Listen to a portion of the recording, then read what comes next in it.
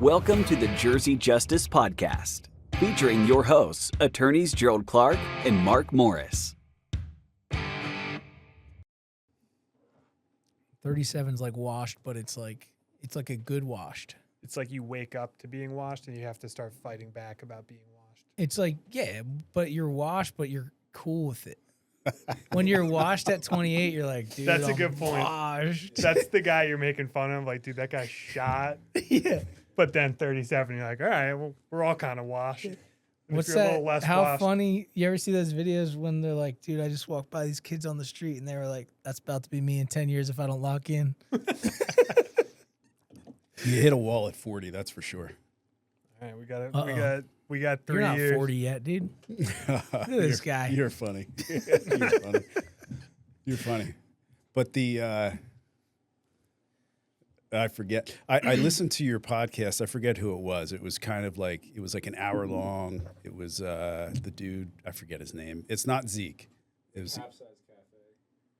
Capsized Cafe. Wait, around here? Like the restaurant? What's his no, name? but I forget. But it was a great podcast. Like what's crazy about it? Darren. Yeah, Darren. Yeah.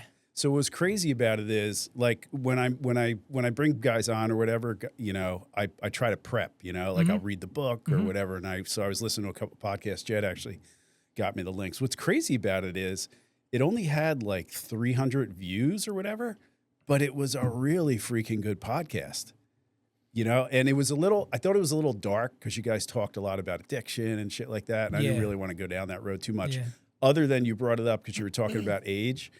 And what I found is, like, in my 20s, like from my teens to like 20s, of course I never drank in my teens, but in my 20s, you know, you'd be hungover the next day, you know? And then when I get to my 30s, you'd be hungover for 2 days, you know?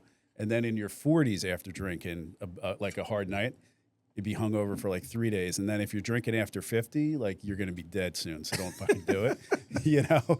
But that's how I earmarked the ages and the walls, was how long it would take me to recover. I was just on that flight from Aguadilla. Why is there only one flight from Aguadilla to Newark and it's a red eye? I'm hungover I have from the that. answer for you. What? Puerto Rico doesn't pay for their flights. So San Juan doesn't pay for any flights and Aguadilla doesn't pay for flights. So they actually get the first flight of the trip going around. So the plane has to get to its first destination. So that's a free flight for that airport. Really? Something crazy like that. Yeah. I read about it because me and my wife were in Puerto Rico like 3 weeks ago, and we did the same thing. We looked everywhere. We even flew out of San Juan to get a little better of a flight. Yeah. And we were just like, these flights all suck. Yeah. Like, what is going on? The waves aren't really good in San Juan, though, you know? Yeah. Like, if you're gonna surf in Puerto Rico, it's basically from like Arecibo on that coast. Aguadilla is the best, and then Rincon. But you don't want to fly into San Juan for Aguadilla and Rincon, because the money you save with the cheaper flight, you just get banged by the taxi, you know? Dude, I rented a car from Hertz for $200. Yeah. It's pretty good. But yeah, I feel like if you do a car or a taxi somewhere, it's like $300 to do Yeah. it. I know we said, Jed, before you do, because you got a lot of fans in here. Okay. Like, I'm not trying to be lame about it, but like, Dude, you're We were being so talking- lame right now. I threw on a cool shirt. I told him, I'm like, Mark, I'm don't like, put on that fucking shirt. What's for wrong this with the po-" shirt? No, I'm just kidding. It's a good shirt. You know, He just wanted to look like a surfer. I just wanted to confirm that I at least paddle in, and say, yeah, surf today. Yeah. So wait, Um, so listen, the slogan for the podcast is Law, Policy, Life. Okay. But, you know, so we'll have on a lot of judges, a lot of, you know, lawyers and stuff, but then we have like everyone else, like just life people. And people probably think this podcast falls into the life category, but it's more the law category, because you and I have something in common. We both got arrested for surfing.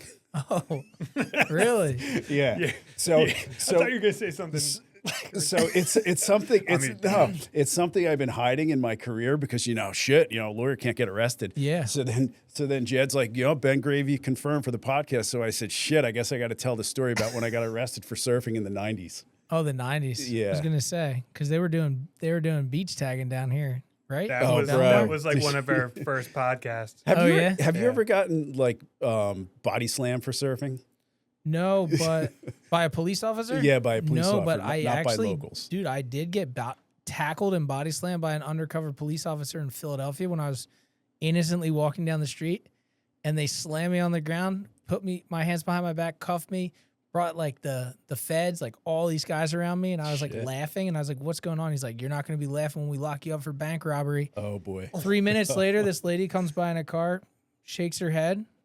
I wasn't the guy. They let me go there. Sorry, buddy. Dusted me off and just they split in like 2 seconds. Yeah. So that's it. Like, there's like no follow up or anything. You're not like, who were those guys? Can I get an ID? They- just like see ya. They told me that there was like a bank robbery and I had the same jacket on, or close jacket. But I was thinking I was pretty nice about that situation. That's like, yeah. You're good. It's, I don't know, but that stuff terrifies me. Like watching documentaries where they're like, all right, so you arrived on the murder scene, like what happened? And then I'm like, my God, I was like, what if they just like think that's the suspect and the person's like, all I did was show up, and you just get like, imagine that went differently for you and you're like, I didn't rob a bank. And I was just in jail till this Yeah, because day. he had a jacket on with a pineapple on the back. Well, my biggest fear was that it was my friend's jacket, actually, because I went to school in Philly, so I was like, I didn't have like a winter coat, and it was cold. And I borrowed his jacket, and I was like, dude, there's definitely weed in this guy's pocket. Like, I'm done. But back, because I guess Jerry just broke his Fifth Amendment yeah. rights. I wanna hear put this. out there that he was The 90s, though, were outside of the... statute of limitations. Well, what's funny was, and that's funny about surfing, and honestly, I think you've kind of had an effect on this. Is like, you know, surfing started in Jersey in like, I'd say the 70s, and we used to have these leashes. We called them shock cords. Do you still call it a shock cord or a surf Nah. leash? We used to call them shock cords. It was basically a bungee cord, and then you would just wrap it around your ankle with a piece of leather, and like homemade. yeah, and then the Wow. board would snap back into your face and stuff. Wow. And it was just the one fins, but back then it was like it was like the long hairs and the potheads only Yeah. surfed. You know what I mean? And totally. then in like the late '90s, it started coming. Like doctors started surfing and other people started surfing. So it was after a hurricane, and it wasn't even that big. It was probably like head high, 1.5 overhead, which isn't that big. The wind just switched out west. I think I was in. I think it was the year between it was my first year of law school, or I was still in college, and these guys were surfing. I know these guys. They were down. Maybe it was in Spring Lake. Got arrested by the Spring Lake police, and it was in like probably 93, 94, maybe 95. Those are the days. Yeah, Nobody out. yeah, And it was bigger back then. yeah. And that's what's crazy is all the regulations in Jersey. Isn't it crazy? Like when you go to a place to Puerto Rico and surf, and then you come here and it's like the whistles and the badges and the this. I will say, though, in other countries, a lot of times, if there's like a storm or a hurricane or something, they won't let people in the water and near the water, which is a little different than here. Like, I feel like they don't care now because they get it. Yeah, But like, I was in the Dominican Republic and there was like a storm and they were like not trying to let anybody in the water because of the runoff. just because of like danger, you Yeah. know, just in general. Because here, like, they understand that we don't, like, we're going to go out no matter what. You know? Yeah. Dude, feel I like mean, there's maybe no in South lifeguards, Jersey too. it's like that. You have no lifeguards anywhere else, really, too, right? Like, Yeah, we've not in talked Puerto about Rico. that. So it's head high, and then these guys were like not coming in, and they were probably a half mile away or a mile away, and they were getting whistled in, and it wasn't even that big. And I'm out there paddling. I'm a mile away, and then at some point, some local bureaucrat gave the decree to just arrest anyone in the water. So I got whistled at. I took a wave, came in, and I don't think I got cuffed, and I didn't get stuffed, but I definitely got arrested and brought to the police station. And then I was charged with like several 2C violations, or maybe one, which was like, and then the guys, What's the 2C? That's a criminal. it's a criminal Yeah, criminal instead of like a charge. municipal ordinance or Gotcha. something, Yeah. 2C is like jail. And then the guys there was probably 5 that got arrested, and I was one of them, but I wasn't with them. I was alone. No one else got arrested because I was surfing alone. And then they decided to fight it. Surfrider Foundation got involved. Surfers Environmental Alliance got involved, and they brought this case all the way up to the New Jersey Supreme Court. Oh, wow. To say, no, we have a right to surf. And it's a reported Supreme Court decision. And I was applying to law school at the time, and I was like, you know what? I can't be a guinea pig on this one. So we pled it to like a borough ordinance. So I pled guilty to like a borough ordinance. I was going to say, is this why you became a lawyer? It's part of it. It's part Fight of the it. man? Yeah, I mean, it's kind of part. Yeah, fighting the man. It's kind of part of it. And it was like, are you freaking kidding me? Like we can't. So then those guys got convicted of 2C violations, and then the Supreme Court wouldn't overturn it, and they did it on the public trust doctrine. But I pled out to a borough ordinance violation. But that's that. What's your getting arrested story? Sometimes you have to just take the plea, right? Because so El Slammo, you know what El Slammo is? Yeah. Yes. My spot. Tell us about it though, because a lot of our audience probably doesn't watch your stuff all the time. So between Ocean City and Longport, there's an inlet. There's a regular beach with a jetty, and then there's a big beach that goes all the way around with rocks, all the way into the bay side, the back side of the island. And there's a little jetty right before the bay starts. And just because of the nature of the inlet, we get like magnet swell, just always swell coming into this little corner, and it's called El Slammo. Yeah. Well, I called it El Slammo. And for a time, actually, I think it's raining. Yeah, it is. For a time, it was on Google Maps as El Slammo too, but it may be back to being called the Point in Longport now. They took it away because it was a Spanish term. But it was like when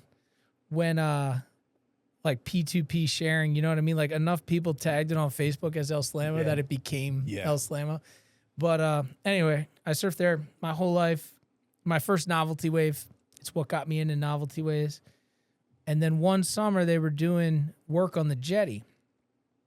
So I guess these kids had surfed and they got kicked out by the police, but I didn't know about it.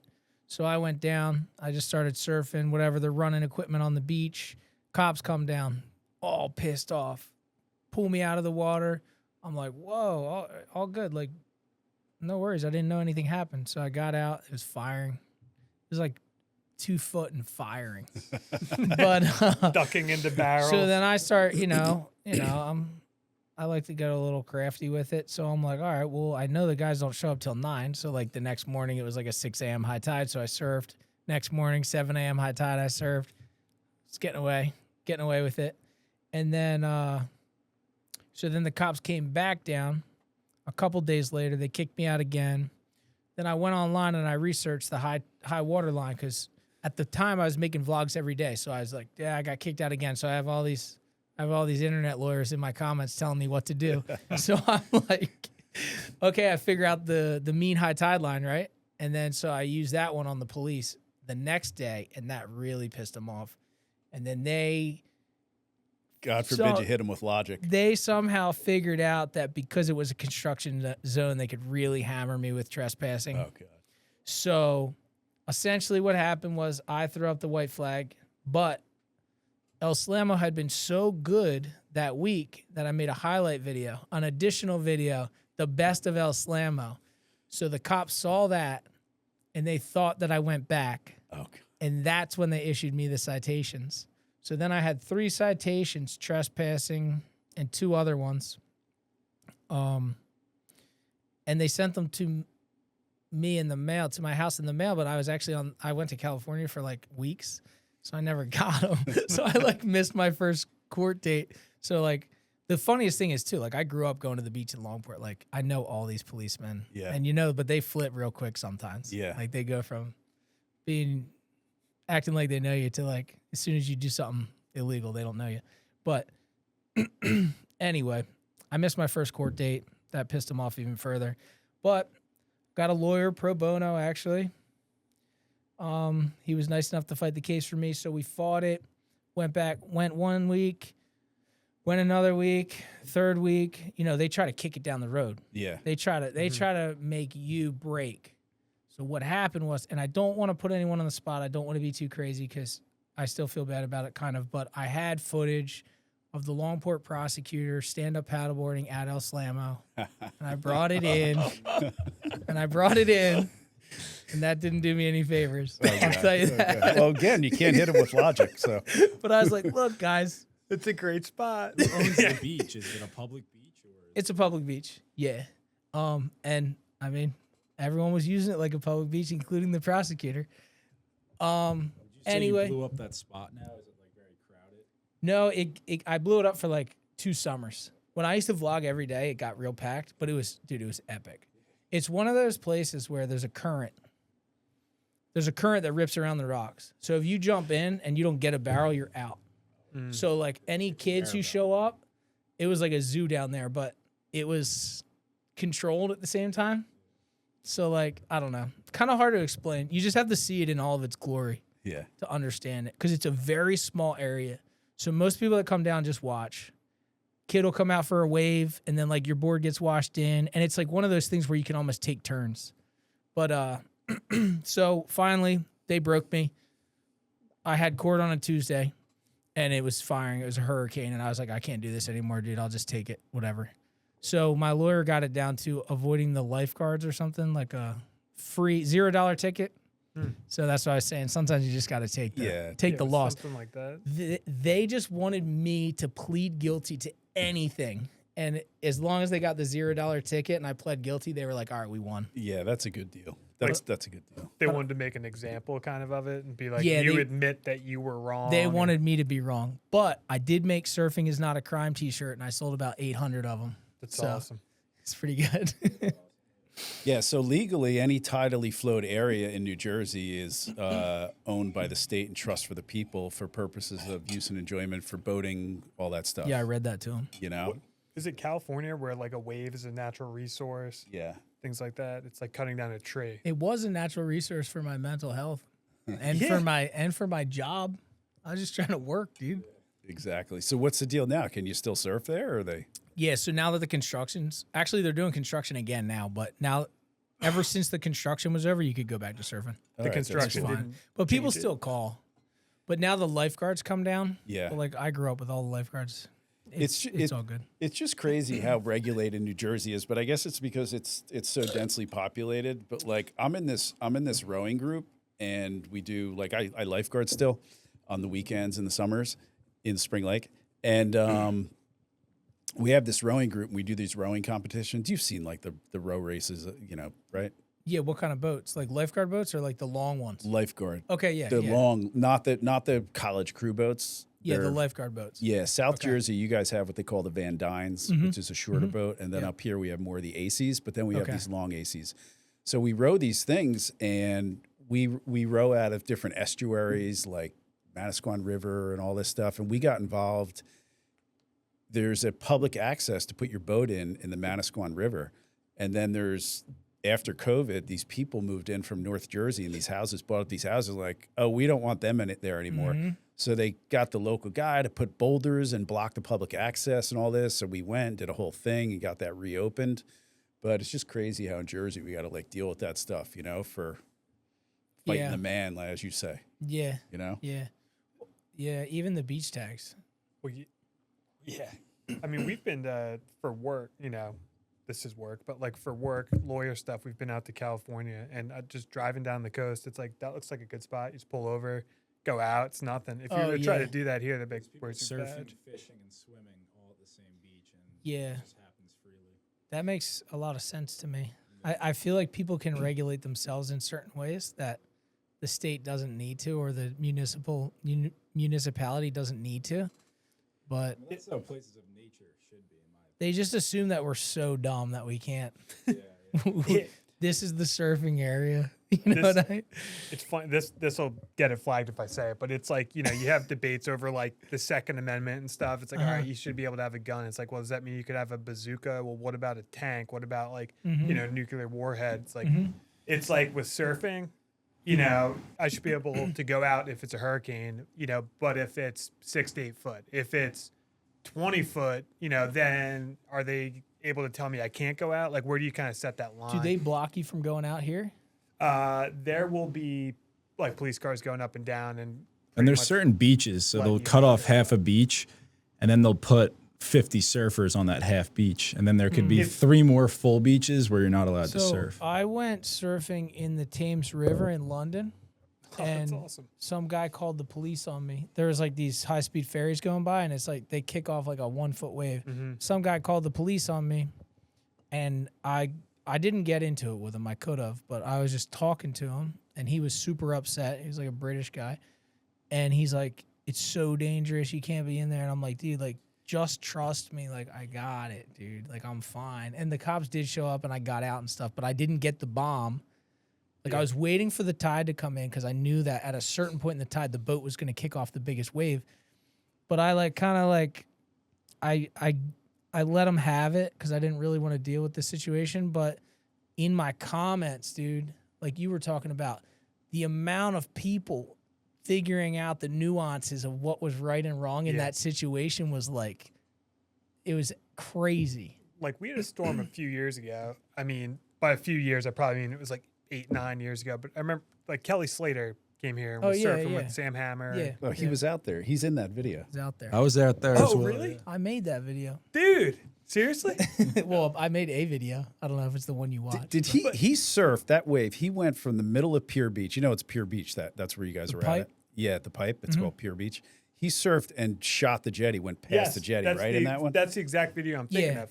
Yeah. Like, I can't imagine law enforcement or someone being like, "All right, you guys can't be out there," and it's like you, Kelly Slater, and Sam Hammer, and it's like, like maybe me, Oscar, and sorry, Jed, like, we shouldn't be out there or something. But to answer the question, for my opinion, if you want to do it, I think you should have the freedom to do it. If you want to go surf in a hurricane, to me, Who's that dude that surfed the? He's a real estate agent dude, and he surfed that huge wave. I think he's got the biggest wave on film in Jersey. It's him What's his getting name? pitched. oh, Brendan. Yes, Brendan Brendan Todd. the Todd. guy Yeah, who That dude goes is down sick. the elevator shaft? He's gnarly.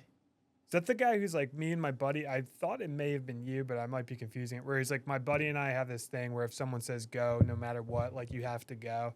And it was like a storm a year or two ago. Oh where no, he- that was the guy in Cape May. You know what I'm talking about. Yeah. It's like a really Brendan's- bad wipeout. He goes like, Yeah, Brendan Ty was up here during that like 25-foot swell. Yes. Brendan's the man, dude. He's a good dude. I think he's got the biggest wave surfed on the East Coast. I was just mean, gonna ask, who got the biggest wave that swell?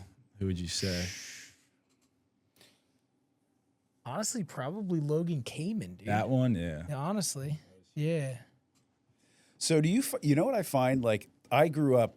I've said this. Like I grew up in this area. Is your coffee out? You got to replenish Yeah, it's good. your It's coffee. good. I'm gonna move on to this one and then drink these. and then circle back to driving here? a new coffee. So I grew up here. Like when I grew up, I didn't have a lot of money or anything, and I couldn't. And I remember I'd be sitting in class in September, and we would have Surfer Magazine, and we used to cut out the pictures in Surfer Magazine and put them on our books. And I would like daydream of all these like magical places that I could never go to. It was my first surf trip. Wasn't until I was like in my 20s to Cabo, Mexico. I've been there like 15, 20 times surfing there. And what struck me about it was you ever surf Nine Palms? Mm-mm. You ever hear of Nine Palms in Cabo? I don't see that much of your stuff in Cabo. I don't think I've ever been to Cabo. The tip of Baja Peninsula. Okay. You surf on the Sea Cortez. It's beautiful. It's really cool. But I was surfing these like 20-foot faces at Nine Palms, and they were easier than like a head-high wave, a head-high Jersey wave in the winter here. Oh, dude. Where you're cold, 5-minute 100%. wetsuit. Because it would crumble down, and it would break the same exact part every time, and you just paddle out in the channel, and then the water's like 90 degrees. So if you get held under, it's like, wow, this is nice, like a hot tub. Yeah. And it's not dark. Yeah. Yeah, we have some of the most challenging surf. Like, we have one of the best beach breaks in the world. It's just not as consistent as other places. But, like, when I go to France is known for, like, heavy beach breaks. I'm, like, right at home. And then the good thing about Jersey is it does get big. It's not big all the time, obviously, but our shape is, like, world class. So when you go to other ways, you can transfer that very easily to... because we have vertical difficult drops with like critical barrels. Yeah. I mean, I brought Jamie O'Brien out here 5 years ago or something. He said the shape of the wave is the best I've ever seen for a beach break. But that happens like maybe 10 times a year where you'll get that. Yeah. How does he surf these waves? Is he just as good as the best guys over here? Yeah, Much better. Yeah, he's pretty amazing, dude. Yeah. See, that's what I was amazed about when I saw that video of that day with you and Slater. We surfed there the day before, didn't we surf, Jed? I surfed in Manasquan, and someone called me, and they're like, Slater's in Spring Lake, and I ran to the pier, and I saw all you guys there. But didn't we surf that morning or the day before? And I remember we did the program. We paddled out in Seaver that was the and same floated fall. all the way down to like North End, like two miles, and just kept riding them. But what I was always amazed at seeing that video is like, holy shit, I didn't know our waves could do that, you know? Yeah. Because when you see a pro on a wave. Those waves that would be like that, I mean, both of you guys probably know better than I do. Like, that's like a once every 8 to 10 years thing where it like lines up like that. Those waves were unbelievable. Yeah, they were good. It was good. More frequent than 8 to 10 years, I'd say. Yeah, that's that's not that much, I guess. But I mean, it's funny you say that. Both you guys with like surfing other waves. I've Puerto Rico, California, and Costa Rica, but like a 3 to 4 foot wave here can like kick your butt. Oh yeah. Yeah. And then like you're saying, an 8 to 10 foot wave, you're like, oh, look at the face on this. This is great. Like it's just wild. So that's something I kind of think is cool that you've done is you've New Jersey roots, you've stuck around here. You're still out there, 5 mil. Yeah, I love it. Ben, I got a question for you. So a lot of kids these days, they want to be YouTubers and stuff. What would you say is like the favorite thing about your job, your career, and everything from the YouTube and internet side of things? The best part about my job, beyond everything else, like no question, is just the freedom. But to be your own boss it's not like you just wake up and you're just like, oh, I'm just going to go surfing today. Yeah. It's like you wake up and you have 50 emails from clients and you have phone calls and you have to fit the surf in this window and make sure you're in this meeting and make sure that this brand is happy with the product you just gave them and make sure that you're on top of this contract that you're about to sign with this company because they might be trying to smoke you. And it's like any other business when you're being your own boss. So yes, there's freedom. It's the best thing ever, but you're gonna have to work hard. But I mean, let's be honest. Like, I get to surf for a living. It's awesome. It's amazing. Yeah. So we had an argument about this yesterday. We were talking about this. I remember I'd be watching like golf on TV, and people would be like, "Man, can you believe these guys? They get to golf for a living. How great is that?" And I said to him, "I'm like, it's still a job, though. Yeah. Like for me, I like." It's the lineups get crazy and shit. Like I started surfing when it was just like you'd hang out with your friends, go surf, drop in on each other, whatever, grab their leash and all this stuff. Now you get out in these lineups and it's like, what the fuck are you guys? What are you like competing for here? You know what I mean? Unless you're a pro and you're, a real thing. What the like? And by the way, I don't agree with this bullshit about like, okay, he gets the wave because he's a better surfer. We're not here about told you that. Well, that thing in the lineup where it's like, like the better surfers get priority. Well, they get better use of the wave. Yeah, but that's my point, Jet. The use of the wave is the use and enjoyment of the wave. And if you take half the wave and then eat it. Wait, who told you that though? Who gave them priority? Exactly. There's enforcers at certain streets in Spring Lake. We won't name them, but really? No, he's being cut. We're gonna. Well, here's the thing. I don't deal with any of that because I surf by myself, empty waves.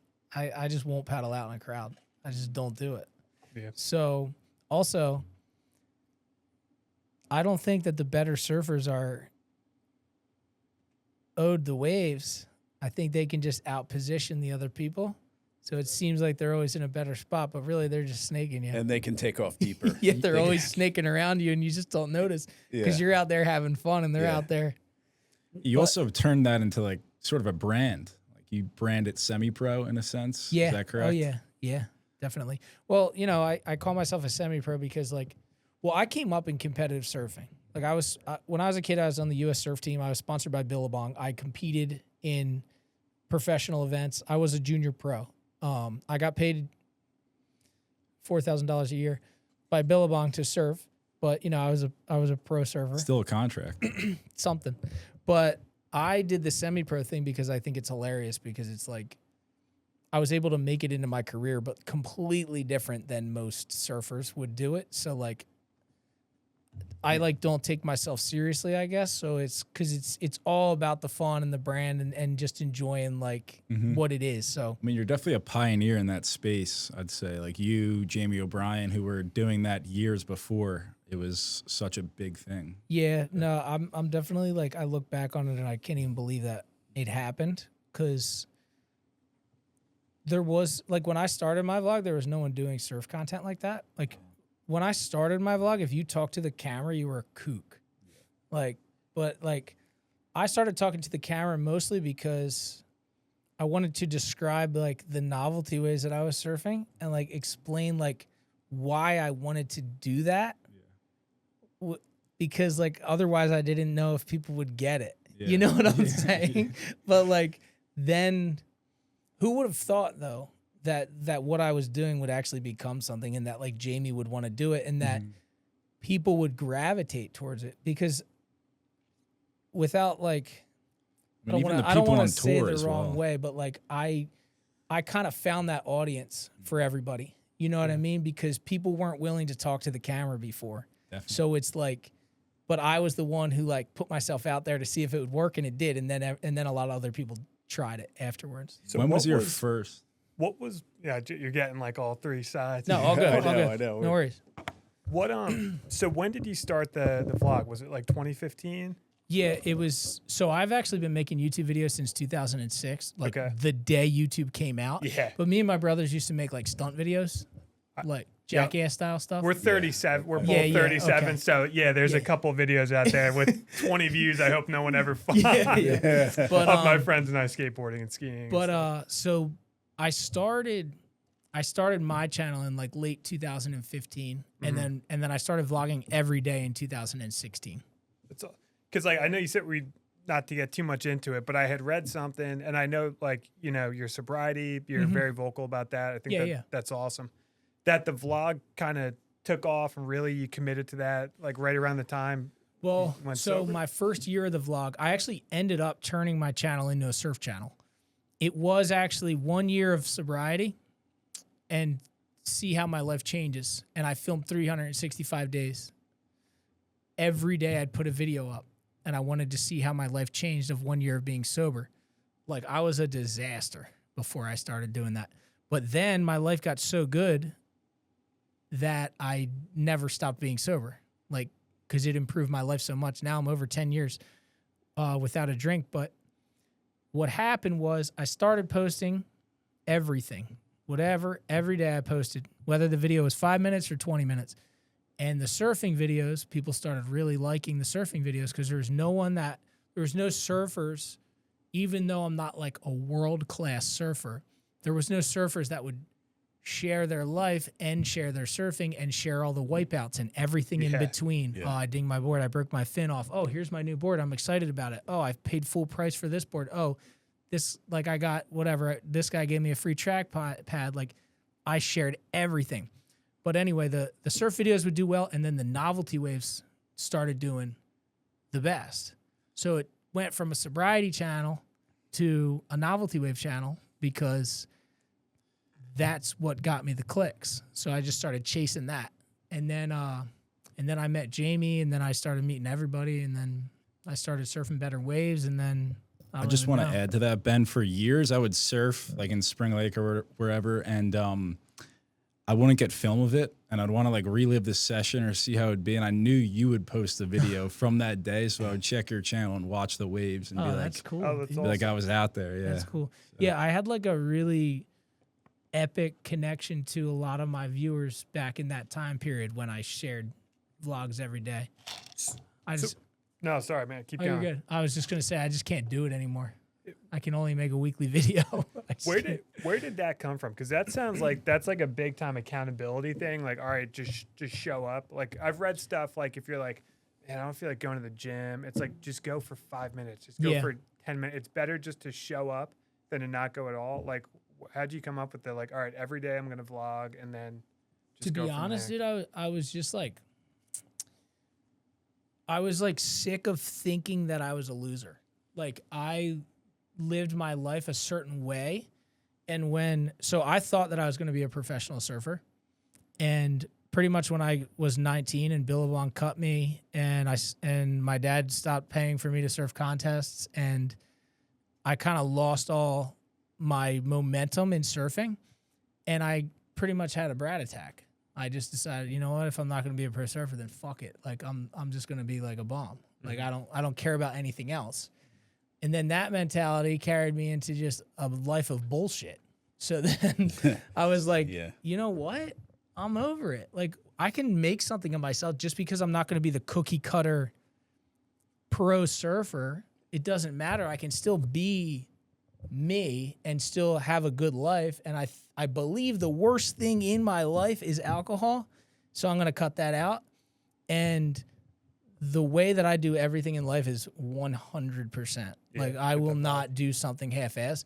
So that accountability just came from, I'm not going to lose. I'm actually just going to win. And the way to win is by holding myself accountable, because no one else is going to hold me accountable. Like I see everyone around me. No one is holding me accountable. No one cares what I do. Yeah. So like they'll let me fall. They'll let me do whatever. So I know that resonates with you like 100%, and Jed, I assume you as well. And that's kind of what like I love about this stuff is like you're a surfer, we surf, but like we're lawyers and things. But what you said resonates so much with like us as lawyers. Like, you know, all right, I gotta take this deposition. Like I could, you know, print some random questions out or just like do it on the fly. It's like, but like no, You can't like, do it half-assed. You can't do anything in this business half-assed. Like they sniff it out and like your case sucks, and it's the same thing. If you did what you do half-assed, you would not be successful. You wouldn't like have a room full of guys like, oh my gosh, Ben Gravy's here. Like, yeah, by the way, we were all giddy that you were coming today. One thing I'm like, holy shit, this dude's jacked. Like, do you, like, yeah. Is that what they're claiming? That's what I'm claiming. Man, it's being like, he's a lot shorter and like skinnier than I thought in person. Like, Well, the claim online is 5'8", 220. I don't know where they got that, but dude, you read your comments. That was meant. No. Some guy came up to me at the Surf Expo and he's like, bro, I thought you were 5'8", 220. You see John at the Surf Expo? Yeah. What's he like? I saw He's someone cool. like drop the pen. Oh, yeah, South like, JB. Yeah, did the fake that kid's signature. funny. John's really cool. He's a nice guy. He's doing your thing. He's making film, not doing the pro surfings. Yeah. He seems like a real waterman, you know? Yeah. Like, he's like sailing He around likes the that world boat. and stuff. Yeah. and I almost feel like when he's ripping the waves, like even in contests and stuff, I feel like he's got an extra thing because he's like one with the wave. And I don't know if that sounds kind of corny. No, but I know what you mean. Like he's just like, it's amazing. I watch, and there's levels to that too. Yeah. And he's on the highest possible end of that. But if you watch, like I don't actually even get to surf as much as I want to. yeah. But if you watch guys that, especially me, because I'm in and out, like I'm in Jersey for 2 weeks, I don't surf, then I go to Hawaii for 10 days and I'm a surfer. Yeah. You know, and I'm Yeah. out there. Yeah. But then I see like even Jamie or like guys that surf all the time, like John's brother Nathan, or just people that are in the water all the time. It's amazing. But John's the next level of that. They know what without even trying, they know what the wave's going to do at every point. I feel like too, like I want to talk about you, not me, but I feel like when I'm out, like I can see the waves come. There's a thing where you can see the waves and you like on the horizon and you can paddle out to it or in or over. And I feel like I can out like I know when the waves are coming, like I'll be in the lineup and then I'll just start paddling out and lo and behold, the macro set will come, you know? So I wonder if that's part of lifeguarding. Like, I think it is. I lifeguarded for a long time. Yeah. You still, lifeguard. You lifeguarded for a long time. You can just like sense it. You're like, all right, there's something coming. Yeah. Like, That's part of, I mean, as someone who's been surfing for like 30 years, like I have that ability too, like as opposed to, like if I take my wife out, Rincon, Puerto Rico is a perfect example. I'm like, honey, lay down, start paddling out. Why? What's Just happening? trust me on I'm like, this we one. got 2 minutes. Just relax. But like, she has no idea. Yeah. But like, That's I so can funny. see, like, I know that the wave is And coming. you can also just time it. You know that 20 minutes, that 20-minute set's about to come. So Absolutely. get ready. Yeah. But I like your videos. Like when I watch more of the pro guys and like I don't really watch like in the pipeline videos. It's like super stressful to me. Like one time, Oh yeah. just watching them is very stressful. Like one time we surfed at Lido, Lido Beach, Lido Escondido, they called it. And I used to like, when I'd ski at Hunter Mountain, we would joke, this is like skiing on the turnpike. It's so crowded. It's all these New Yorkers. And then when I surfed at Lido Beach once, it was like, holy shit, I'm surfing in New York City. This guy's yelling at each other. I took off on a wave and this guy, I guess I was in front of him, whatever. But this guy actually dove to grab my shock cord to prevent me from getting the wave I kind of just snaked him on. Oh, wow. And then I saw at Lido Beach, these guys, they were literally punching this guy in the water, like under the water, punching this guy. Wow. I mean, and I'm like, this is crazier than pipeline. Like, but what I like about your videos is they're more like, I feel like this is like Friday and we're all exhausted, but like, I knew this podcast would be easy because like I like your videos because it's relaxing is what I'm saying. There's not a big competitive thing to it. Like I watch YouTube now and I watch videos like I used to watch TV. Like, okay, that's my TV time. Yeah. And yours is like a relaxing channel and an interesting channel. And Thank there's a huge artistic element to it. Thank you. Oh, know? Yeah, I think it's just like I feel like my personality is coming through, like, because that's what I'm trying to do. Yeah. Like I'm trying to relax. That's why I don't surf in crowds, because I'm just like, dude, I can't stand that competitive nature in the water. I think it's the corniest thing. Yes. I'm like, dude, like you're ruining The vibe. your session and my session. Like, what are we talking about here? Yeah. So that's why I always surf by myself, because like I'm just out there. I don't even need the best wave. Yeah. I'm out there just to vibe it, I would much rather surf less of a wave with no crowd than a primo wave with a crowd. I could not agree more. But that comes through in your videos too. Like you're authentic. If you were trying to be something that you're not, like again, you wouldn't be successful. Same deal with this. If we're like trying to be something we're not. Yeah. Does that ever work in the wrong way though? I've seen videos where it might be 15 foot, no one out. Like, does that ever sketch you out? Oh yeah. Yeah. Well, and then sometimes surfing ebbs and flows, and your confidence ebbs and flows too. Like if I'm like fresh off a trip to Hawaii, I'll be super confident. But if I'm hanging out in Jersey for like 3 weeks, I'll be like a little bit sketched out. But it's happened to me before where like I went to Panama and I paddled out at, what the heck is that wave called? It's a beach break in Panama. It's super heavy. I've never been, but I paddled out and there was nobody out, nobody around. And it looked like it was like chest high because I had just been on like trips where the waves were big. I went out and it was literally like 15 foot, and I got out there and I was like, dude, this is not good. I was telling you before this, that happened to me like 2 weeks ago. Yeah. I was like, oh, it's finally really good. It's head high. I get out there and I kid you not, it was like a 15 to 20 foot wave. No one out. And I saw it coming from like, it took me 20 minutes to get out there. I finally make it out. And I saw the wave coming. I paddled out for an additional like 5 minutes when I got out there just to get over this wave. And was this in Puerto Rico? Yeah. I was freaking out. That's like the worst thing about big wave surfing. Like if it's 30 foot, it's not like, oh, I won't turn and take off on a 30-foot wave. No, you're out there. It's like, what happens when the 40-foot set comes and we're in here? Like Waimea Bay even. Like you can sit on the boil or you can sit a little wide. And if there's a set coming, and you going everywhere, and you might just miss it by a little bit, and you're on the boil, and inside you're done. You're getting smoked. And it's like, you've almost drowned in Hawaii too, right? I saw Nathan Florence was commentating on the one video. So how do you come back from that? Like, well, the one at Backdoor was just like, I don't want to say silly because it was really serious, but it was just equipment malfunction. It was my leash breaking. And then I got caught in that rip where and it was like a 17-second period. So the set was like literally 15 minutes long. So I was getting pulled into a wave, swam under it, and then I'd swim into the beach, and then I'd be getting pulled back out the next wave, and then I'd get sucked over maybe, and I had no board. No, I was just getting gassed, like just destroyed. And you're in the foam. You can't float I was like in the foam. in that area where it's hard to stay up, and I was just getting pulled back into the wave every time. And yeah, if you remember in that video, Nate says, dude, that's the spot, like where everyone dies. Like, but I honestly, towards the end of that, dude, I had like given up, but like right at the end, like my foot touched the sandbar and I was like, oh my God, sand. And I swam down and kicked off of it, and it gave me just enough to get to the beach. But the time at Waimea was just me being dumb. I was surfing without the pool vest. I just had the little float, but you need the pool vest. But I was getting cocky, and I turned and burned on like a double up, and I picked my nose because I was on my 10.6 and it sent me. And when I fell, I was like, oh, all good. Like, been doing this all day, but it just kept. I felt myself just going and going and going down, and I was like, oh, dude, something's wrong.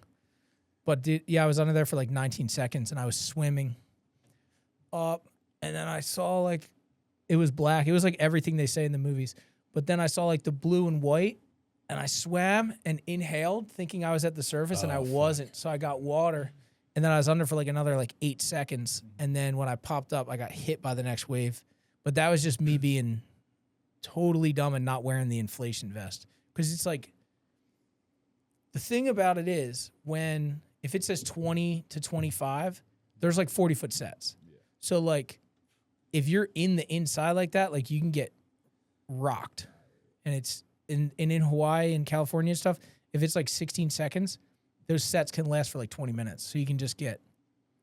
But I always my mother always told me to respect the ocean, and I always learned that if it's a half a foot tall or 20 feet tall, you have to respect it. Yeah. Like Jed just had a thing in Puerto Rico. What was talking about that? Paddled like 5 extra minutes out. Did he tell this story already? Well, yeah. So you saw it from so this beach. Is what you got to look forward to when you hit 40 is you can't hold your whiz this long. You know what I'm saying? So like, and then when you hit 50, it's even more. So that's why I had to pop out real quick. Oh, no worries.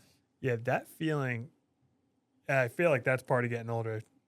Like, I never used to care about that at all. You'd get throttled on a wave, you like tuck, bounce up, like, get held under, you pop back up. I feel like sticking with that and going through it and being like, all right, we're good. Like, that's such a mental thing, too. Yeah. Well, after that happened to me, like, I literally almost drowned. I gave up on that one, too. I gave up. I was like, damn, I can't believe I died at Waimea Bay. That was... Do you ever feel pressured to go out because I don't of your fall job into that. or you don't? Hell no. I'm That's over a it. great mentality. Yeah, dude, no way. I used to. Yeah. But I went to the shoulder and I started going in, and then I said, dude, I can't. I got to catch 5 more. And I caught 5 more, and then I was like, okay. You're talking about after the time you almost After I almost drowned, because I almost went in, and then I was like, dude, I got to go out and like recalibrate, because it was my last day in Hawaii, and if I went home, it was going to be a whole year until I went back. So I like made myself do it. Dude, where's that stuff come from? Like Jerry talks about like getting, like, where does that mentality come from? Because there's, again, plenty of people who would just say, I'm going in, that was wild, I'm going to go sit on the beach, collect myself, like think about life. Like, but instead you're like, I got to recalibrate, I got to get back like out there. But you were saying you got cocky and you went out and you shouldn't have after. Oh, no, I was getting cocky on the waves I was taking. Okay. Like because I got a good one, then I got a bigger one, then I turned around on an inside double up. Yeah. That like it was just ledging and I was too late. It was just stupid. When you're under the water like that, or you're like, I'm such an idiot, I'm such an asshole. I was more and all you're just fully humiliated. Like it's more in like terms of life. I was thinking about survival. Yeah. And then I was thinking about my dog, and then I was like. So I was in Puerto Rico, this about a year ago.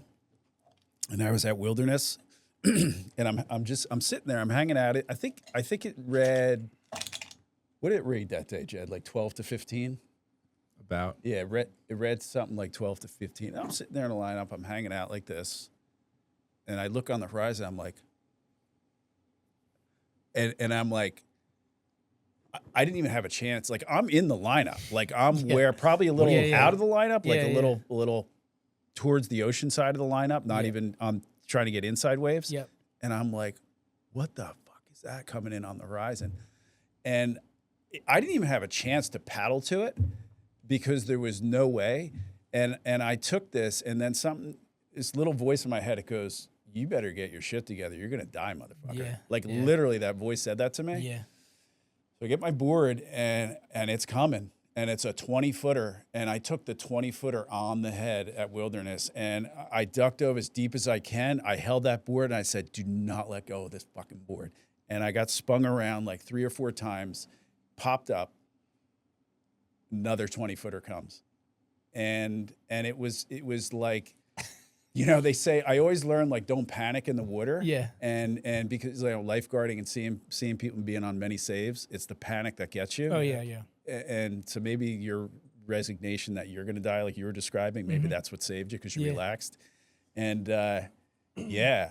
And there's no shame in not paddling out. Oh, no. No. Like, That wasn't it. Like, I think that's smart. Like, not to be like, all right, well, I got to paddle out just for the sake of paddling out. I mean, again, anyone that's like sticking their chest out, I don't give a fuck. Like, Nah. No, you you know, have it's to- false. It's not real. And that's, But what you were talking about, like Yeah. where does that come from? I was in that moment. I was honestly, I felt like I was in like a movie or something. Like I wasn't even like living my own life, and I just knew it was the right decision. It wasn't like heroic or anything. It was just me being like, I know I have to do this, or I'm gonna be like, or I'm gonna be terrified. you know what's like, are you saying almost like you have that like third person view Yeah, of yeah. yourself? Mhm. I have had that in like moments where I'm like, damn, like that was pretty cool. I just did that or something, like Yeah. some seminal moment in my life where it's like you're almost like seeing it play out in a different way. Yeah. But I think that that's an awesome mentality because just in life you could be like, man, I just got my butt kicked. I'm just gonna go like sulk about it. But you're like, no, I gotta take this one on the chin and try and like fight back. Yeah, I think like if I could live my whole life in that, from that perspective, and there's been portions of my life that have been in that perspective, I think then that means you're like, that's when you're locked. That's when you're like so disconnected. You're like, I don't know what to call it, but That like flow state. Flow there you state. go. Yeah. That's it. Yep. That's Exactly what it it. is. So I've had periods in my life when I'm like, no way, this is real. Like, Yeah. there's no way this is real. And it's just, I still don't know if it's real, but I I'm mean, here it all doing could be a something. simulation. There's your story at Pipe where you got in, out, and you almost Uh-huh. drowned. Same exact thing happened to me at Jenkinson's in Point Pleasant. You know Jenks, really? where Yeah, kind absolutely. of washing machines there. next to the rocks, Right at the rock. It was the same thing. It was like a shoulder high day. And I'm Yeah. like, all right, I'm going to paddle in that now. can happen, dude. I took a wave and I'm just inside, whatever. And I jump off and I'm ready to paddle in. And then a wave came, knocked me. And then my leash broke. And I was caught on that in, out. I think I had 1 or 2 more waves and then I was going under. Yeah. And the last one, same thing. I found the bottom. I was able to go in and my legs were completely like jelly and I just kind of collapsed on the beach. And the thing is, I was probably like 10 yards from the beach. This is dude, going down. It happens there. And then there's these people standing right there where I kind of clapped. And like, they didn't even notice. Yeah. yeah, No, that's it can what's- happen like that, dude. That's what's insane about it. Like that you can be that close to shore and be in such a bad spot. It was exactly what Ben was Yeah. describing. I got But pulled out, slammed down, pulled out, slammed down, and I'm in the foam. I think like that's one of the downsides of YouTube. People watch like John surf and then they watch what I'm doing and they're like, well, what are you scared of?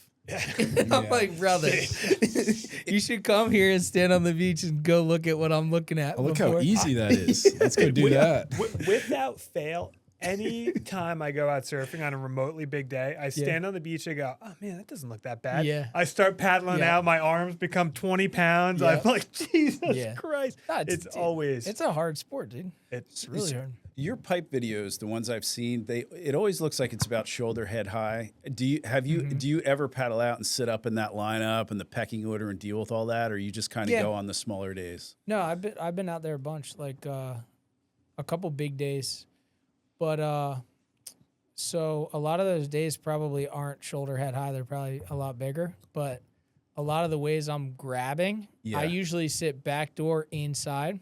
Got it. So like if it's 15 foot, there'll be like 6 footers that come there Yeah. and they're like perfect little barrels. Yeah. But it's like that pecking order is pretty much impossible to penetrate. So it's like I just sit in my spot and like I know everybody, so like it's cool, but I'm never getting a bomb. There's no shot. So tell us about that. We're Jersey guys and we're used to that. And we see the videos, but what's it actually like out there? It's honestly, it's pretty cool. Like everyone's nice. Everyone wants to make sure that everyone's safe. Like they don't want anything crazy going down. Yeah. So if there's ever any like localism, it's from, hey, like you're doing something wrong. We want to make sure that you're not getting in someone's way, or make sure you're being safe, or make sure you're like everything's good. Yeah. Because I mean, dude, those guys are out there doing their job, you know, and there's like a pack of 10 or 20 guys, and then the pecking order goes down even beyond that, but they're all trading off, you know. Jamie's on the bombs, best ones of the day, always. On a soft top. Like, depending on the day, yeah. And why is he getting the bombs, Or though? Like hamster. He's top of the pecking order. Why? Top dog. What makes him? 2004 Pipe Masters champion, Okay. lives on the barrels beach. most years. I bet if Jerry Lopez went out, he'd probably get priority over Jamie. All right, so if let's say not me, but let's say some dude paddles out, goes there, and just takes off, what's gonna happen? Good chance that the guy would take off here, and Jamie would already be in the barrel, and the guy would go over the falls, and Jamie would just go like surfs that. up. And no one would, surfs up. and nobody would even mention it. But if someone just snakes somebody, I mean, they're just going to get kicked out of the water. It's probably not going to be violent. They're just going to be like, dude, you can't be doing that. You got to get out of here. Like, have you ever gotten kicked out? Nah. No. Come on. I don't mean pipeline. I mean anywhere in your life. Oh, no, I wouldn't. Really? Nah. I got kicked out once. Where? I got kicked out. Actually, twice. I got kicked out once in Costa Rica. You're a rabble rouser, though. Kick out You attempt. can't get kicked out. I got kicked out at Costa Rica. You Costa look at those Rica. arms. Pura vida. And now, and I was like, I was kind of like, this is, I was like, but I got kicked out. Humility's a good thing in life, Yeah. And I mean, here's the thing. This is why. From like an objective standpoint, the reason that I would never get kicked out is because you're jacked, as I said earlier. No, because just at like I know how a lineup works, and I know that I would never be doing something that would be in the wrong. Yeah. You know what I mean? So Yeah. So even if someone was trying to, Yeah. like there was this guy trying to hassle me in Florida, but he ended up getting out because he couldn't keep up with. He was mad that I was there because I was Ben Gravy and he thought I was going to blow up his spot. But like I was just, essentially paddling circles around him. So he couldn't even catch the waves that I was on. Yeah. So he just ended up getting frustrated and getting out. We like touched on this before, but that's what I like about So I had the bathroom at the time. Yeah, you may have been. We covered everything we had to when you were in the bathroom. But like I'm snagging one of your waters. surfing shouldn't be this like, get out of the lineup. That's why I like his videos. That's what I'm talking about. Your videos are positivity. In reality, though, it's not. It's No, so of course it's not. overplayed. It's 100%. Like when I surf these days, busy with a lot of other stuff. I mean, there's always excuses, but I'll go up at like 6:30, 7 o'clock at night. The sun's going down. I'll go surf like, if it's 2-3 foot, whatever. There's nobody there. It's it's beautiful. I'm looking at these mansions. Like it's the best. Like it's not like what we're talking about, like Mondo or whatever, like cutting your leash, like pushing you in. But you definitely do a good job of capturing, and it's like your vibe, your personality that like you're like for the dream. Like it's just all like. Well, did you ever see the video where the guy was trying to not let me surf in Atlantic City at like my home break? No. I don't want to blow up this guy's spot too much, but I've known him my whole life. But he's like 10 years older than me, maybe 15. But he's like, "Oh, you're blowing up the spot, all this stuff." The funniest thing is I didn't even have a camera that day. I was just surfing, but my friend just rolled his GoPro like to the argument. But like, I was just telling the guy, like, dude, essentially, if you're in New Jersey, you have a beach that's miles long where all the waves are pretty much the exact same. That's right. So just go over there. Isn't that funny? And I'll go here and we'll be fine. Yeah. Like we'll still like drive up and down and be like, what do you think? Like, no, 2 jetties down. Like that's the spot. Yes, It's exactly. Like, well, if you go there 2 minutes later, that's going to be the Your spot. friend will be like, "You missed it." I'm like, "I was out all morning." No, but it was best here. Yeah. Oh, that's classic. Can we like so? There is some truth to that, though, because the sandbars shift. But go That's ahead. why when you're talking about Slammo and them doing work there and stuff, I'm surprised it hasn't gotten affected by like what is that, like the longshore current and all the like work going on. El Slammo hasn't been good for. Whenever they dredged Ocean City, I think it was 2020. That hurricane season, El Slammo was excellent, and it hasn't been good since. Like we haven't gotten the sand buildup that we need. What's the deal with those outer reef breaks? In South Jersey, I'm like, I never knew there was outer reef breaks there, and I saw a couple of your videos. You're catching waves like a half mile out. Are you talking like what's LBI? It? No, he's got these. I've seen some. People got to log on and check out the videos he's got, but it was sick. So it's like, think about it, right? It's always at an inlet. Yeah. So the tide goes in and out at an inlet. So when the it sandbar goes out, it up builds the way sandbar far up out like there. a half a mile out in the ocean, and it's only like 6-9 feet deep. So waves break out there, but the currents are so bad you need a jet ski. Like I've paddled it, but I wouldn't recommend You've it. paddled out that far? Yeah, but I wouldn't recommend it. Wow. I've seen the videos of where you have the jet ski and stuff. Yeah. And like it's going to be hard to stay on the brake by paddling. Yes, You're just going to get pushed and not off. only that, it's not like when you sit out here and you're just like, and you kind of know where the peak is. Like you're shifting so much out there that you could just be out of position because it just pulls you out or whatever. Yeah. Like, I feel like we could talk like surf stories and like I got pummeled here and like I caught this wave here. Do you care if we get into a little bit like the brand of like Ben Gravy? oh no, I'd be stoked. But can I take a bathroom break? Yeah, let's do We'll it. keep talking this time. So I was, as I said, I grew up like surfing was kind of like a dream, for me. We talked about, guys that golf for a living and being envious of that until you actually do it. It's different. And then I remember I went to Costa Rica my first time, and I would think I was married, had 2 kids, brought my 2 little kids there. And I remember I saw this guy. He must have been in his like 40s or 50s, and I was on my way to to surf. And I saw this dude, and I'm in the first time ever being in Central America, like, wow, this is amazing. And I saw this guy, and I'm like, what's your story? Like, he was on his way to surf, and he's like, it took me 40 years to get here, and now I live here, and this is what I do every day. And I'm like, wow. And it started making me question my sort of like my plan in life. Should I be here? Is this what I did? Or am I now in this 9 to 5? It wasn't 9 to 5 as a lawyer. It's more like 9 to 11, 12 at night. And I'm like, questioning my existence, right? And then years later, ended up buying a house in Puerto Rico and living in Puerto Rico and doing, and spent a lot of time there. And I remember my first time I surfed like 2 or 3 days in a row, maybe a Friday, Saturday, and Sunday, or maybe it was a Thursday, Friday, Saturday. And I was like, by the second or third day, I'm like, what the fuck am I doing? I'm like, I can't do this my whole life, And a lot of times I'll be surfing like in the middle of the day, and I'll just get anxious. Like, I got to get out of here. I got to get on with my life. I got to do shit. And then I realized, like, the more time I've spent down there in PR, I'm like, I can never retire. Yeah. Like, I got to do this, and I got to do this being like law and helping people. So I guess my question in that regard is like, is the dream all it's cracked up to be? Or, like once, you golf for fun, but once you do it for a living, well, now it's a job. And you tell us about that surfing for a living like you did. One other thing, let me throw this in there, Ben. I see these guys at the WSL, and when they get interviewed and they're pissed off, and like surfing for me was always, the movie Surf's Up, go surf at Z's Beach, or a Soul Surfer. It was just a way to get in the water. But then once it becomes a job, and I see these guys, they're stressed out, they get depressed because they're not getting where they were in life. Like, tell us all about that. Well, yeah, you're living it. It's like anything else. But like, I think for certain people, you can't take work ethic out of them.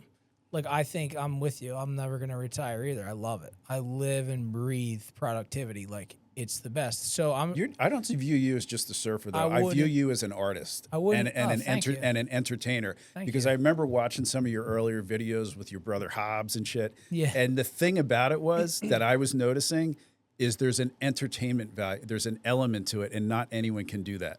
Thank you. Oh, yeah. It's the modern day theatrics, and maybe you did stage or that kind of thing. That's the difference I see in your stuff. Well, for one, like if you're not a surfer, you don't know, but like, or maybe you can't tell, but if you're a surfer, you can tell, like, what I'm doing isn't just like surfing content. So it could be because I'm all about the storyline, all about the entertainment, all about like making it like Like if you watch, I think a great example of like the drama would be like my recent Great Lakes video from January. Yeah. Like us getting stuck at the airport in Yeah. the blizzard. And it's just like, that to me is the perfect vlog. Bro, we'll paddle out here in Spring Lake with my family and relatives and friends and be like, for the dream. We're like, yeah, for the fucking dream. And then awesome. it'll be like waist high. We'll be like, fully nuking. Just we're half sick. making fun of you and half just I get it. just having fun. I get it, but you know? but I'm half making fun of myself. Exactly. You know what I mean? You're like a half-inch wave. You're like, nuking. But that's what I feel like my true audience connects with that. They Yes. get it. They understand the sarcasm, everything behind it. Because I can't handle those aggro pipeline videos, you know? They get the whole thing. But but what I was gonna say is like that Great Lakes video to me is the perfect vlog. It's all about the entertainment, hardly about the surfing, but it's a surfing adjacent story. It's an adventure. But for me, surfing, like I can't stop myself. I can never, like, we go to Rincon, Puerto Rico for a week every year. My friend owns the villa on the beach there, Villa Playa Maria. He lets us stay for a week. It's my wife's favorite week of the year. I'm like, Jordan, I'm going to lose my mind. I can't hang out at the beach for 8 days and just surf. I can't do it. It's not. Yeah. So thankfully, like I can edit and have meetings and stuff while I'm there. But for a lot of people, they would take the opportunity that I have here just to surf. Yeah. And that would be enough for them. And like that might be a nice thing for certain people, but for me it's not. So, and I believe like what you're talking about with the athletes too, I think the reason it's their job. Yeah. There's nothing glamorous. After 3 years of competing, there's nothing glamorous about it. Yeah. You want to win. Especially if you're not winning. They're there to win. Yeah. So when something sloppy happens in the heat and they get knocked out, they're literally getting $10,000-$20,000 taken out of their pocket. Yeah. Maybe it's an interference, maybe it's a bad judgment call, whatever it is. So for me, luckily, I've been able to cruise a little bit more, like in a different way. In a different way, but I have still to you be have on that the stress. back end. Yeah. My back end is negotiating, making sure I have deals, making sure that, because my income's different every month. Yeah. I'm lucky enough now, I'm 10 years in, I have a really solid base with my sponsors, but my income is still different every month. Yeah. So I'm always working and making sure that my future is secured every day of my life. There's not a day that I wake up and I just go, cancel the plans. I'm going down to the beach and I'm going to sit on a towel and smoke and surf and smoke. And I'm going to sit on a towel and surf all day. You know what I mean? Like Freudian slip, they call it. I was thinking like a surfer down on the beach smoking. Yeah, I get it. But I was like, that's not going to happen for me. Yeah. And maybe in 10 years, who knows, maybe I'm strike it big somehow. But right now I'm still Do you have any staff? Have you ever thought of hiring staff or anything to handle a lot of that I shit? was gonna say, like, what is the brand? Like, what's the company? So it's varied quite a bit over the years. Yeah. But what I've found the most effective strategy is to hire a filmer for a day rate. Yeah. And my wife is my partner. So she's paperwork, she's taxes, Doing all that. stuff I don't want to do. Yeah. And I'm like negotiations, this is what we're shooting, creative, and then the actual filming of the vlog. And then the filmers, for the most part, I have a really good group of friends that I use.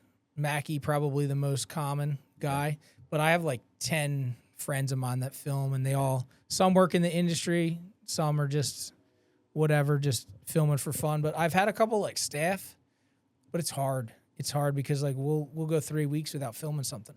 So then you can't keep the and it's regular like- work. Yeah, and it's like I'm paying them, and I'm like, Yeah. I actually would have saved money this month if I just paid a day per rate for diem. them to film. But then like a trip, I'll just hire a filmer, because if I go to Hawaii for 10 days, I can get 10 videos out of that. Yeah. And if I'm really slacking, that could be 10 weeks of content. Yeah. That's a lot. Like, And you got to bring the filmer out there with you and stuff? Yeah. And you pay for the flight or whatever. Not yeah, to get yeah. into details, Well, oh yeah. I mean, we can get into details. No, it's fine. I don't No, need but this. I want to get into details. my business is self-funded. Yeah. I have sponsorships that are stipends for me for Yeah. monthly use, but like They just trust that I'm going to promote them to a certain extent. But everything that I do, like I'm not calling my sponsor and being like, yo, can we go to Hawaii? I'm just doing it. So what's Slater like? You know, we've seen him and stuff. I think you got him on your phone. Like, what's he like? He's honestly cool. Yeah. He's a lot of people, you know. He's a hounded. Celebrity. When he was here that time, he got hounded by guys. And he was cold getting out of the water. I have a friend that has never touched a surfboard in his life, and he has a picture of him with Slater, like that, like in Spring Lake. In Spring Lake, Slater has gone beyond, like surfing. You know, I get his sunscreen ads popping up all the time on my Instagram. Do you lean on other people in the industry for like business opportunities, success, or you pretty much? Nah, like I mean, you would want to believe that like we're all like broing down and stuff, but like honestly, I'm just out here by myself. Yeah, just me and my wife, just like living life. That's awesome. But I'm also in Jersey, dude. It's like, you know Zeke, the San Diego guy, the air guy. Yeah. He's a good friend of mine. He's in San Diego, hanging out with all the celebrities, always broing down with, always doing deals. And I'm just like, I don't know, my life is so different than his. But like I talk to him all the time because he's also in sobriety. Okay.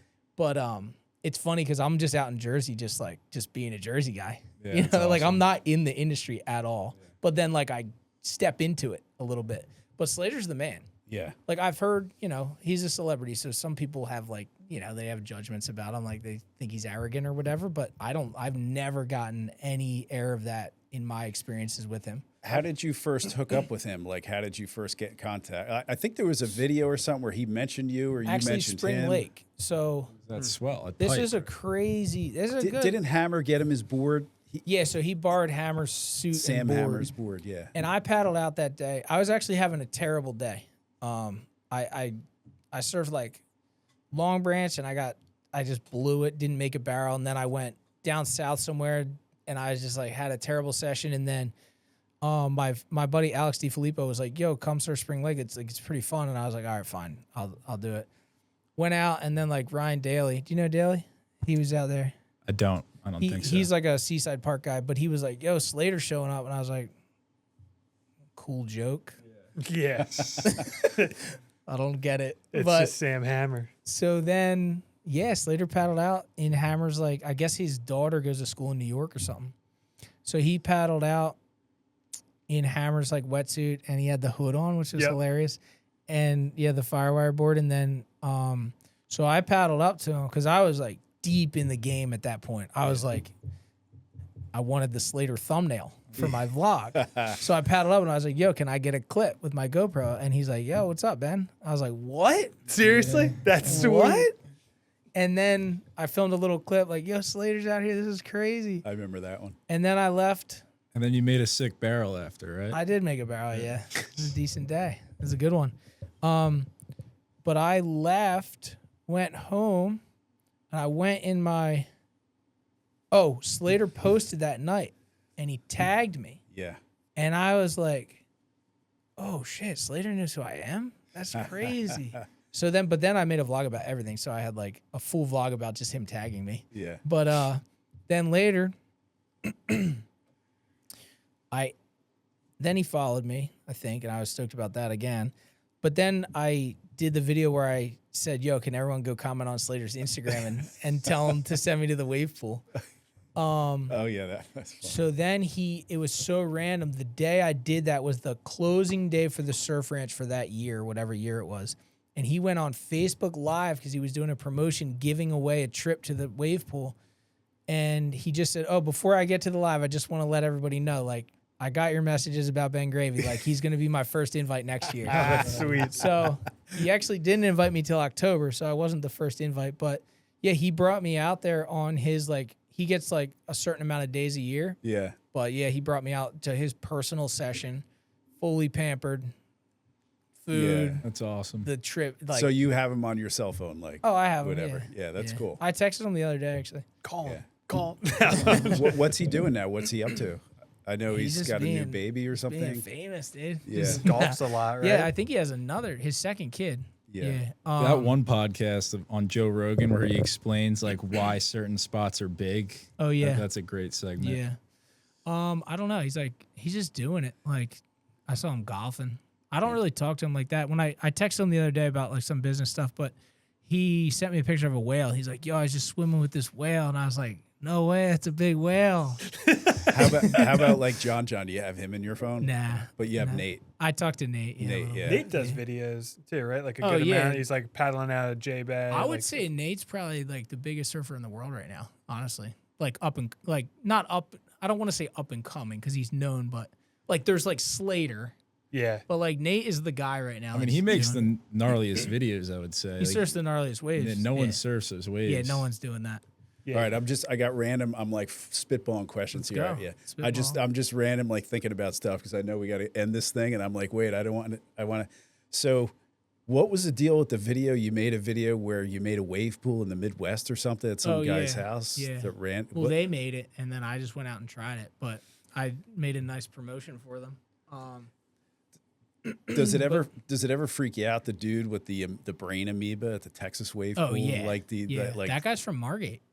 He was from Margate. Right. Okay. Yeah, he's from where I live. I get a little sketch with freshwater wave 100%. pools, you know? I'm a hypochondriac. Like when I was doing the 50 states, I still to this day wear a nose plug like on certain river waves and stuff. Yeah. But it's 76 degrees and up, still water, smells That's green. where you got to be careful. Yeah, you got to. But like the one in Arizona, it's funny because that thing smelled like chlorine, like you wouldn't believe, but it was just the dust from the desert blowing into the pool. Got it. So it's like, and trust me, I'm very skeptical. So like, I still don't openly submerge, you know? So let me spitball another thing at you. What about all the social media addiction and all that stuff? Do you find you're just like, you talk about addictions and sobriety, like these kids addicted to the phones and you're in the middle of that business. Yeah, it's a problem. Yeah. What do you think about all that? I think I try to drive people to go live their life and be stoked and not care too much about likes and followers and social media because it's all bullshit anyway. But see, I don't view your vlogs as really social media. I view it as like a TV show, like going to watch That's TV. how it comes across too. To be honest, my traditional training is I went to film school, so I was a TV editor. That's what I did before I became successful in this. So I know how to edit a TV episode. So that's some better than others, but my vlog is essentially that's what I'm trying to do. Make it like I'm trying to make it more than a quick dopamine hit. I'm trying to make it an impactful lifestyle entertainment. Like where you get value from it. Like but you don't just get value from the first 3 seconds. Like if you got to watch and be a part of it, and then that's how you get the value from watching the show. Your stuff has never come across as the quick, and I'm not just saying that because you're sitting in the same room as me, as the quick, like 3 minute, like, all right, what's next? What's next? Thank you. He was going to give you shit, and then he saw how jacked you were when you actually walked in, so then he decided. That's what I was thinking. Glad you put the sweatshirt on. No. But I'm like seriously, I'll walk into a buddy's house, like, and I'm thinking of one friend in particular. He'll have like playing on his TV, like your videos, like he's sitting down watching an episode of a show. Sounds like that's how you watch them too, and that's how, frankly, I'll watch your stuff. Actually, 70% of my viewers watch it on their TV. I totally believe that. You know, you ever heard like the theory about the silent majority? Yeah. It's like I actually don't get comments from 70% of my viewers. Is that the craziest thing to think about? So like, because you've probably never commented on one of my videos, right? I said you suck. Like you. No, I totally. Saying, like, I no 100%. I have not. The other crazy thing about my videos is I have. You would think it's a lot of kids, but it's actually, I have like a massive audience, 35 to 70. And then it's probably their kids that they're watching it with on the TV. Yeah. So it's very interesting because I've also noticed, like my views, I'm not like the most viewed YouTuber, you know, like I don't get the craziest views ever, but like I do have like really, really stoked, dedicated fans that like will come up to me and share these awesome stories and stuff. So I think that what you're saying, like, I'm very happy to hear that because it's almost like my work's being appreciated. So thank you. No, 100%. And it's your livelihood. So I'm sure you have like the analytics and you look at the stuff and things like that. But just from, you know, an outsider and from, frankly, like a fan, that's how it does come across. And Thank that's you. how it's like. Thanks. What's the celebrity like? Like, so if you're taking a trip down to the Outer Banks and you stop, do you get hoarded by people? Do you get a lot of people coming up to you? It depends on the day, but yeah, I've had times when it was like really, really crazy. Does it ever get like you've had enough? Like, Oh, nah. You're cool with it I all? don't care, dude. I'm so like, I don't know, like it doesn't. So in the beginning, I think it was shocking to me that people knew who I was, but then like, I think because all this happened to me, like when I was like 30 years old, I had already like realized who I was. So like, I didn't need that to like make me feel good about myself. Right. Like I'm fine with myself. So like, I was never like, oh, like, I can't believe, like, I never got egotistical to where I was like, oh, I can't deal with these fans right now. I'm just like, yo, what up? Like, Sweet. like, this is sick. Like, we both think the same. Like, if you like my videos, like, we think the same. You know what I mean? Like, Like when I was watching JOB's earlier videos with Poopies, okay, I'm watching this stuff and I know business and I know how shit works. And I'm like, okay. And I'm not, you don't need to comment on this. I'm just giving you my thing. I'm like, all right. He's like, okay, the boys are coming. And I'm like, okay, who exactly are these boys? And at what point is Poopies or someone going to say, why am I not getting some of that money? And I thought it would, you know, like, I don't know where I was going with that one. But I think where I was going with it was when I would watch your videos and guys would come up at a surf break or whatever, and you would take the picture and the shaka, I'm like, is this annoying him at some point or is this genuine? So no, like to you, like, is this torture or is this like, no, it's fine. Yeah. It's cool. I'm like, I don't know. I don't get bothered by, because first of all, I'm very grateful to be in the situation that I'm in. Mm-hmm. So I'm not like, I don't wake up in the morning and say, damn straight, Ben, you fucking are the man. You crushed it. Like, no shit. We knew this was going to happen. Yeah. I wake up in the morning and I'm like, this is wild. Yeah. Like, I'm Ben Gravy. Yeah. Like, what the fuck? And then sometimes I'm on a trip at like Colorado Airport. These two guys came up to me, yo, Gravy. And I was like, oh shit. Oh yeah, I'm Ben Gravy. I forgot. Cause I've always been the same guy. Just you, Yeah. yeah. And then like people found out about me, and then like, but the cool thing is, I think the best thing for me is that I'm just putting out me. Yeah. So like they get it, and then like it doesn't have to be like, oh, get in a character. You know what I mean? It's just that's what I was wondering, if it's a character, and it's not. It's genuine. yeah. What? Yeah. Yeah. What's I gonna say? I lost my train of thought. I had a thought. No. I had another dumb thought I wanted That's to probably- express. I got one more question though. Some of your accomplishments is you surfed all 50 states, Yeah. which I'm pretty sure that you're probably or definitely the only person to do that. Do you have a plan of attack to surf all? I think it's 198 countries in the world. 195, but I don't think we're counting the Vatican, dude. Okay. What is that? So 193 then. Start with that. Find like a fountain somewhere or mean- something. So I have 27 countries surfed, and that's 13.84%. Not that I'm calculating, but I just wonder how the fuck you're gonna check off Afghanistan. dude. So, well, Afghanistan's on the water. So I thought it was landlocked. See, I always turn left to Mark when I have like is he right on this question? And I look up isn't and I think, where is Afghanistan it? right above India, or am I tripping? Oscar, pull up the I thought Middle East I'm geography. pretty sure Afghanistan's Pop it up on the landlocked. screen, but You might be right, There's but that there's one- only 40 landlocked countries.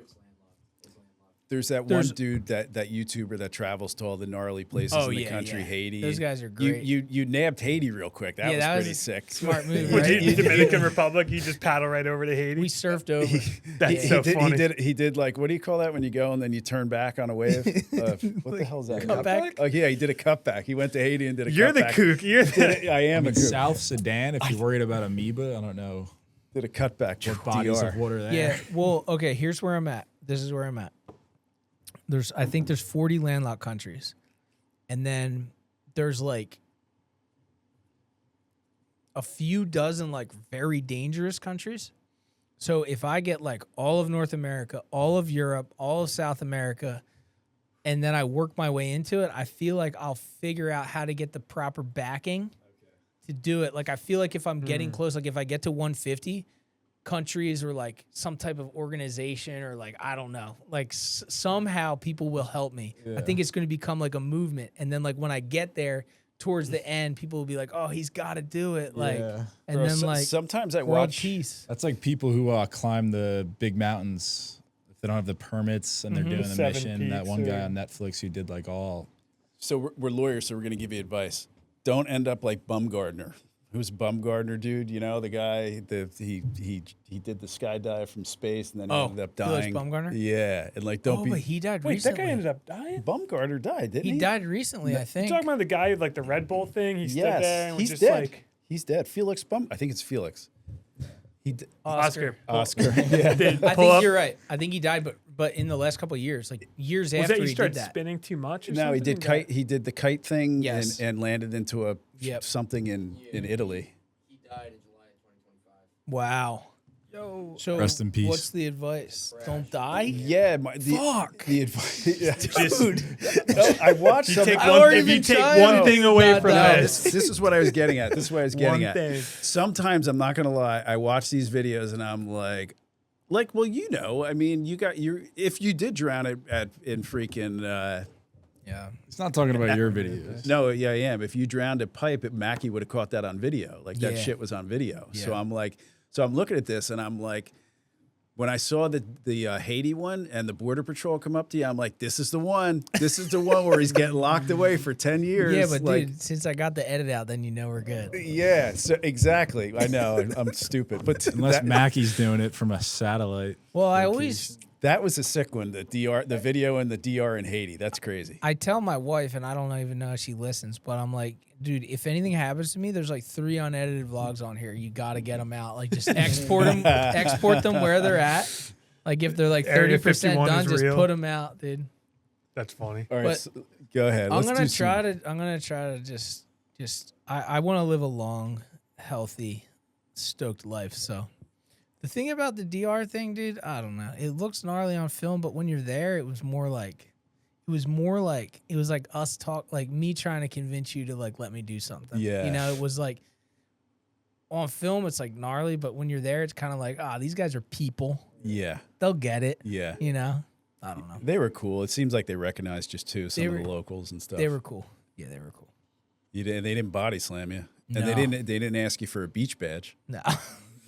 Do they have beach badges in Longport down there and shit, or is Yeah, that just oh, the yeah. North Jersey? No, thing? they have them. They have them. Do you consider us North Jersey? Yeah. We're Central. Nah.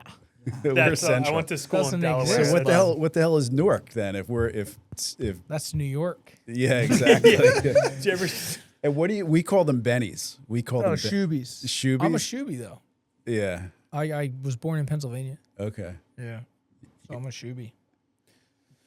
All right. Should we end this thing? I think before that's gets... it. I mean, I could get into the boring, like, well, what's the? But I think Give we me- covered it, man. Okay. What were you gonna I was say? gonna say, give me one more, dude. Hey, this is how court is. When you argue in the appellate division, sometimes you get 3 judges, and you get 3 judges firing questions Oh, at you. really? So it's like, So they want to make sure you're on top of it. yeah. Yeah. I think that's what this you is got. our Court's first fun, dude.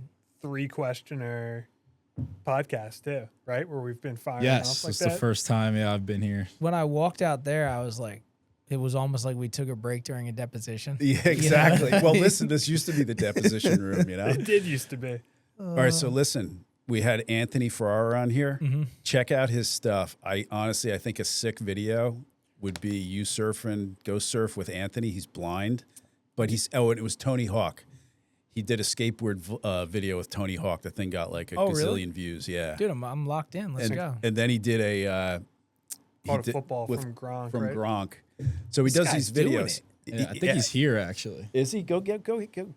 See if he's here. Jed, while you go get him, Ben, I do want just for a Grab Jen takeaway or for grab you, Anthony. because like our audience, we always are like, who is it? Is it potential clients? Is it jurors? Is it judges? Is it other lawyers? Is it what? Like, if people want to know you, what you're about, like what's like the 1 or 2 videos, and this isn't like a chat GPT question, like what video would you be like, check this one out, this is what I'm about? I Like, have a movie. okay. It's called For the Dream, and it's on Amazon. Is he here? It was on Red Bull TV, but I don't know if they renewed it. They had it for 4 years, but I don't know if they renewed it again. But I definitely know it's still on Amazon. It's called For the Dream. And it tells my whole story about the 50 states, sobriety, everything. How I came into the surf industry, everything. So that's probably the best one. Other than that, I don't know. You just gotta hit the channel. And which is what? Like everyone should know who the hell Ben Gravy is if you're listening to this. But what's your channel? What's your YouTube.com/Ben Gravy with 2 Y's. If you want to just get stoked, feel good about your day, watch some mediocre surfing. Yeah, I'm messing around, but like that was exactly how I felt watching a video of you getting up at like 5 a.m. with your buddies, I think from like high school, and being like, look at this guy. Like, because that's how it is. Like, that. Yeah. If you surf, if you live around here, if you grow, that's what it is. Like, you're like in your sweatpants. Like, what do you guys think? You want to go out? Everyone's like, what are we doing? And then you get out there and you're like, I'm so happy we did that. Yeah. Yeah, absolutely. Some of those 5 a.m. videos you do, though, man, when you get up and it's freaking cold. How about when you were out like a couple months ago in that snowstorm and it's cold as shit and all the roads are shut down and you're in your 5 mil? Yeah, I fear that I'm getting closer to, like, I'm becoming less gnarly. Like I'm gnarly in certain ways, but like I used to be gnarly. Like 10-hour drive straight to the sesh. Yeah. No sleep, right into it. Yeah. Like we're vlogging. Yeah. Nowadays I'm like, man. Yeah. Well, wait till you have a kid, then you'll be even less gnarly because you'll be like, oh shit, man. I lifeguarded for a long time. Bunch of my buddies all lifeguard, a lot of them still lifeguard. We have one by one started peeling off, being like, dude, I don't surf in the winter anymore. Yeah. Like I'm not putting on a 5 mil, the gloves, the hood, the boots, like now, like one by one. Yeah. Yeah. It's I mean, dude, middle age, bro.